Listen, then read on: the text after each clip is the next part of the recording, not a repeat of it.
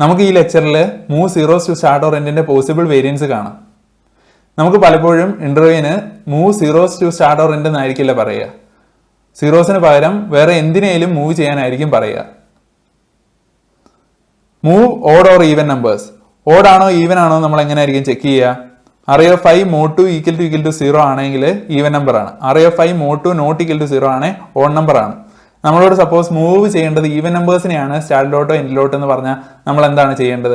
നേരത്തെ നമ്മൾ കണ്ട കോഡിൽ array of 5 equal to 0 എന്ന് പറഞ്ഞൊരു കണ്ടീഷൻ ഉണ്ട്. ആ കണ്ടീഷന് പകരം array of 5 mod 2 equal to 0 എന്ന് പറഞ്ഞാൽ ഈ കണ്ടീഷൻ യൂസ് ചെയ്യുക. ഓൺ നമ്പറിനെയാണ് മൂവ് ചെയ്യേണ്ടെങ്കിലോ array of 5 mod 2 not equal to 0 എന്ന് പറഞ്ഞ ഈ കണ്ടീഷനെ യൂസ് ചെയ്യുക.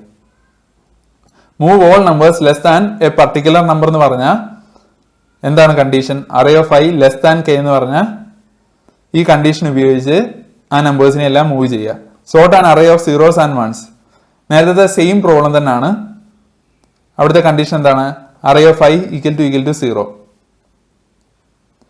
Move negative or positive number. array of 5 greater than or equal to 0 എന്ന് പറഞ്ഞാൽ പോസിറ്റീവ് നമ്പർ ആണ് നമുക്ക് പിടികിട്ടി. array of 5 ലെസ് ദാൻ 0 എന്ന് പറഞ്ഞാൽ നെഗറ്റീവ് നമ്പർ ആണ്. Remove occurrences of a specific number from array of 5 not equal to k എന്ന് പറഞ്ഞാൽ ഈ കണ്ടീഷൻ വെച്ച് നമുക്ക് മൂവ് ചെയ്യാം. Remove duplicates from sorted array of 5 not equal to array of i+1. Thank you everyone. ആൽഗോസെയിലിന്റെ Telegram ഗ്രൂപ്പിൽ join ചെയ്തിട്ടില്ലെങ്കിൽ join ചെയ്യുക.